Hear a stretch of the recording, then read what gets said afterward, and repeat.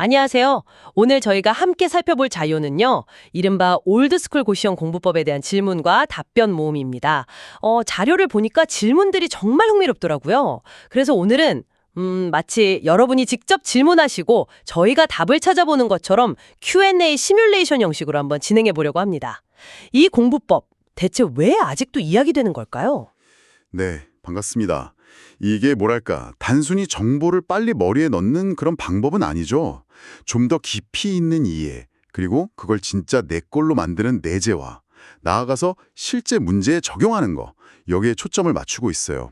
언뜻 보면 요즘처럼 다 빠른 시대에 좀 비효율적이다 이렇게 보일 수도 있는데요. 근데 왜 이 방법이 여전히 효과적이라고 하는지 그 이유를 파헤쳐 보는 게 오늘 저희 목표가 되겠습니다. 좋습니다. 그럼 바로 첫 번째 질문 한번 던져볼까요? 아마 많은 분들이 공감하실 것 같은데 자료에서도 딱 강조된 질문이더라고요. 솔직히 성인 수험생처럼 하루 10시간씩 어떻게 공부해요? 학생들한테는 좀 비현실적인 거 아닌가요? 이 시간 문제 자료에선 어떻게 답하고 있나요? 네, 그게 사실 핵심 질문 중 하나죠. 답변의 핵심은 투입하는 시간의 절대적인 양보다는 몰입의 질이라는 거예요. 자료 답변을 보면 하루에 딱 2시간이라도 그 제시된 사이클 있잖아요. 판서 따라쓰기, 그 다음에 정자체로 정리하기, 소리내서 읽기, 즉 음독이죠. 그리고 마지막 백지 복습. 이 사이클을 제대로 아주 집중해서 하면 어설프게 10시간 하는 것보다 효과가 더 클 수 있다. 이렇게 얘기해요. 그게 단순히 오래 앉아있는 게 중요한 게 아니군요. 짧은 시간이라도 학습 과정을 아주 밀도 있게 가져가라 이 말씀이시군요. 그런데 그 과정이 들어보면 좀 반복적이잖아요. 여기서 또 다른 걱정이 나오는 거죠. 이렇게 좀 기계적으로 반복하는 게 혹시 아이들 창의력을 해치지는 않을까요? 하는 질문이요. 근데 자료 답변은 오히려 창의력을 키운다고 하네요. 이게 어떻게 된 걸까요? 네, 맞아요. 그 부분이 듣기에 따라서는 좀 의아할 수 있죠. 근데 여기서 말하는 창의성이라는 게요. 자료에 따르면 뭐랄까 아예 없는 것에서 새로운 걸 만드는 능력이라기보다는요. 이미 배운 지식들을 새롭게 연결하고 그걸 응용하는 힘. 여기에도 가깝다는 거예요. 배운 걸 연결하는 힘이요? 네. 이 공부법은 아주 철저한 반복을 통해서 기본 개념들을 그냥 반사적으로 나올 만큼 완벽하게 자기 걸로 만들고 이게 기억, 이해 단계죠. 그 다음에 다양한 문제를 풀면서 이 개념이 이렇게도 쓰이는구나, 저렇게도 변형되는구나 이걸 경험하고요. 이게 적용 분석 단계. 그리고 마지막으로 백지복습이나 스스로 문제를 분석하면서 더 높은 차원의 생각, 그러니까 평가나 창조 단계로 나아가게끔 설계되어 있다는 거죠. 아하. 즉, 가지고 놀 재료, 그러니까 기본 개념이 아주 탄탄해야 창의적인 조합도 가능하다. 뭐 이런 관점인 겁니다. 레고 블록이 튼튼해야 멋진 성도 만들 수 있는 것처럼요. 기본기가 결국 창의성의 발판이 된다.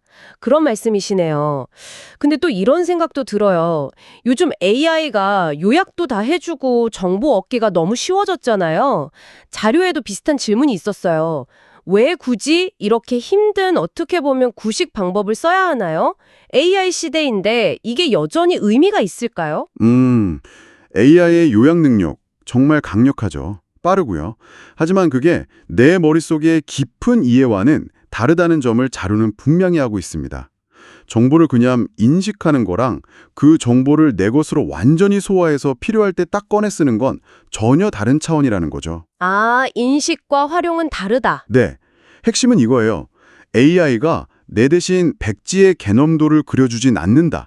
결국 실제 시험이든 아니면 뭐 회사에서 일을 하든 내 머리로 생각하고 내 손으로 결과물을 만들어야 하잖아요. 그렇죠. 고시 합격하신 분들이 공통적으로 하는 얘기가 있잖아요. 분명 아는 것 같은데 막상 쓰려고 하면 기억이 안 나거나 막힌다. 그 경험이 바로 이 지점을 말해주는 거예요. 내재화 과정 없이는 진짜 내 실력이 되기 어렵다는 거죠. 그렇군요. 정보의 소비에 머무르느냐 아니면 생산까지 가느냐의 차이 같네요. 그럼 이 방법이요, 흔히 암기보다는 이해가 중요하다고 생각하는 수학 같은 과목 있잖아요. 여기에도 효과가 있을까요? 자료에서는 수학에도 완벽히 적용된다고 하던데요? 맞습니다. 오히려 수학이야말로 개념의 구조화가 정말 핵심인 과목이죠.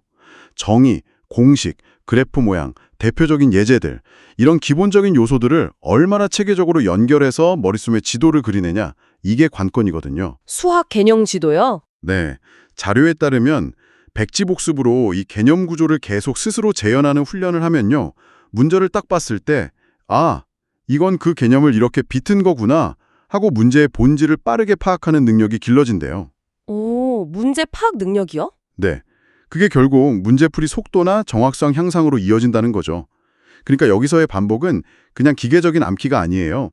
개념을 아주 자유자재로 다루기 위한 숙달 훈련이고 또 창의적인 문제 해결을 위한 기초 체력을 기르는 과정인 셈입니다. 아, 그렇군요.